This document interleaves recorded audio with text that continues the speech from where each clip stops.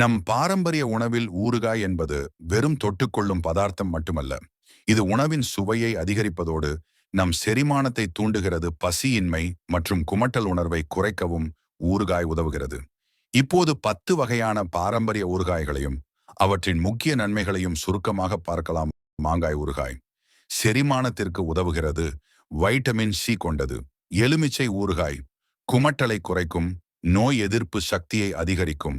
நெல்லிக்காய் ஊறுகாய் இரும்புச்சத்து மற்றும் வைட்டமின் சி நிறைந்தது, இளமையை பாதுகாக்கும். இஞ்சி ஊறுகாய் வாயு தொல்லையை நீக்கும், செரிமான சக்தியை மேம்படுத்தும்.